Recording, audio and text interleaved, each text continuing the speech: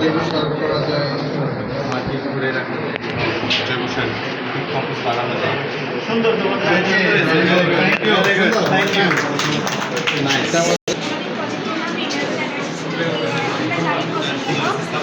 ধরনের জলোচ্ছ্বাস হয় এবং গ্লোবাল ওয়ার্মিং নামক বিভিন্ন ধরনের বায়ু দূষণের কারণে আমাদের প্রতিনিয়ত সমস্যা হয়।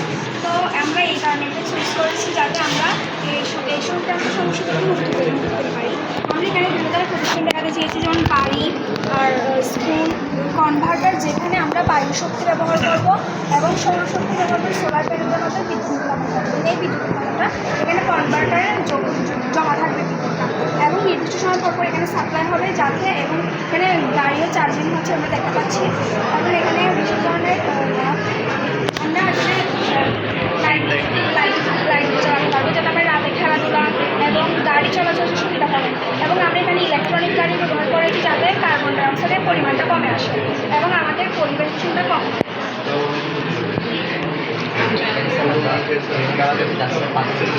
হয়।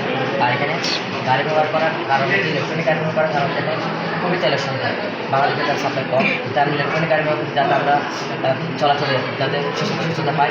আর আমরা গাছপালা রয়েছে, একটি সমাজ জন্য গাছপালা খুবই প্রয়োজন যাতে অক্সিজেন পেয়ে আমরা বেঁচে থাকতে পারি।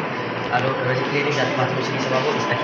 একটা সমাজের জন্য সবচেয়ে গুরুত্বপূর্ণ একটা প্রতিষ্ঠান স্কুলের দরকার, যার থেকে আমরা শিক্ষা পেয়ে আমরা বিভিন্ন ধরনের কাজে নিয়োজিত হবো, দেশের জন্য সেবা করবো। এখানে বায়ু ইলেকট্রিক গাড়ি চার্জ দিলে কি সোলারে এখানে ব্যাটারি থাকবে, কনভার্টার, এখানে যে বায়ু দূর করবে সেখান থেকে যে শক্তি আসবে এখানে জমা হবে, সেখান থেকে আমরা ইলেকট্রনিক গাড়ি বলতাম। আমরা টারবাইন দেখতে পাচ্ছি বায়ু বিদ্যুতের। তো দুইটা থেকে এনার্জি কি এক জায়গায় জমা হবে, সোলার এবং বায়ু বিদ্যুতের, নাকি হচ্ছে আলাদা আলাদা?